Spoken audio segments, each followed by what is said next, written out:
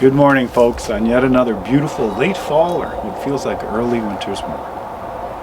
My, but the road out front here is busy.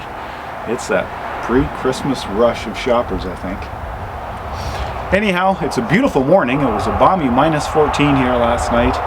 We've got a blue sky from horizon to horizon. The sun is shining brightly. The ground is frozen up hard again after we had a bit of a mild spell. And we've carved out a little more time to work on Betsy. As you saw earlier in the video, we replaced the two batteries with one decent sized battery. We made up a new positive cable, we installed that, and unfortunately we ran out of daylight, so I reused the ground cable.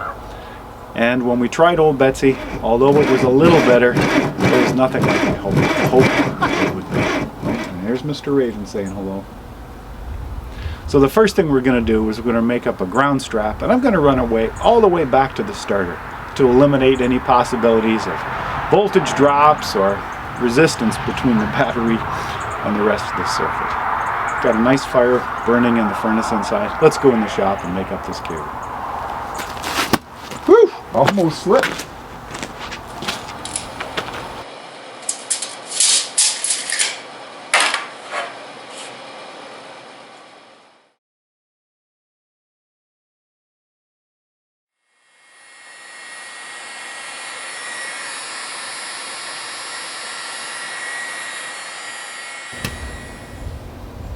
You know, I gotta say, it is so nice to see the sun in this blue sky. Oh, even though the wind has picked up and it's chilly, it's still a beautiful day. Well, we've made up our ground cable, and I'm gonna run this all the way down to the starter.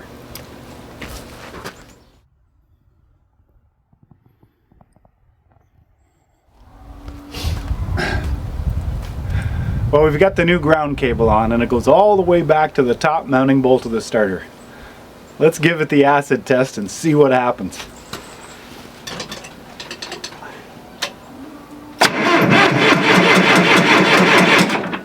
Oh, I can't tell you how happy that makes me. Wow, what a difference. Oh my goodness.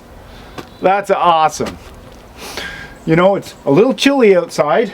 The wind's picked up from the west, and you know you're getting to be a bit of a dinosaur when you think a hoodie is a new invention and the greatest thing since sliced bread. But I actually do. Well, I want to tell you something. This morning I had a rich learning opportunity working on this tractor. I have a manual battery charger booster, and it has a very high setting that no matter what, you can actually equalize a battery with it. So I often put that on for a little bit just to warm up the batteries. So when I came out this morning and I connected the battery charger, I noticed, wow, it was only putting about 10 or 11 amps into the batteries, and I thought, that's odd. So just for the heck of it, now I had that clamp on the same place I've put it on for years, the ground clamp. I moved it over, and I actually just grabbed hold of the starter body where the solenoid arm is, and it went up to over 20 amps, and I thought, we have a resistive load somewhere. We have a poor connection in this ground circuit. So I took off the ground cable like it was going to, a little short one that bolted up here to the hood, or up to the front of the battery box.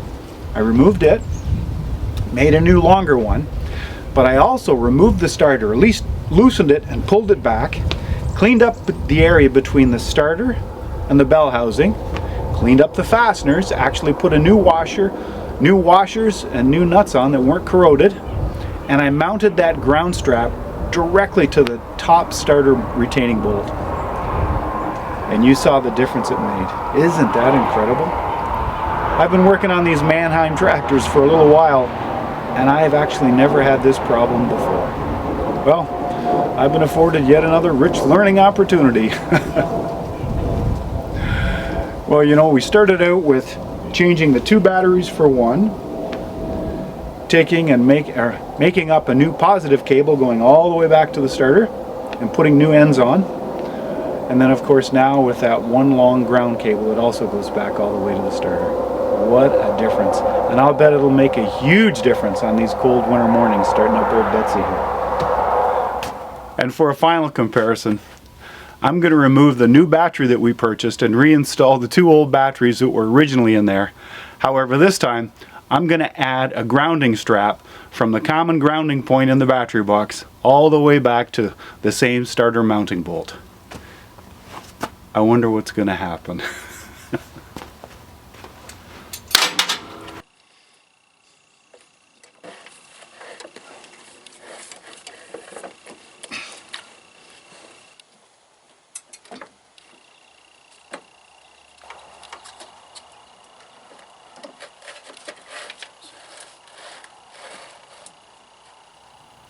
Well, I've got the two original batteries back in and all buttoned up. I've used the original positive cable and I used the two original ground cables, but I did add a ground from the common grounding point all the way back to one of the retaining bolts on the starters. The tractor's not been plugged in overnight and not been plugged in today, so it's a fair comparison to before. I've got the fuel shut off pulled so it doesn't start. Let's see how it rolls over.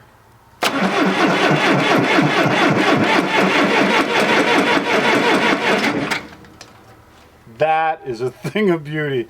Oh, I don't know what's more beautiful, hearing that or the pileated woodpecker that was just in that tree just a few moments ago. Oh folks, I am so happy. And once again, I have been afforded a wonderful, rich learning opportunity. So the problem all along really was the ground return, the ground connection from the batteries back to the starting motor. Well, turns out I have a brand new battery that I'll just keep in stock. No doubt I'll find a use for it, or maybe I can see if a neighbor or a friend needs a battery. Because these two, they're working just fine. Oh, I am so happy, folks. Even though that was a lot of work and cost me a battery, I really did learn a very valuable lesson. Wow, never to take anything for granted, certainly when we're troubleshooting.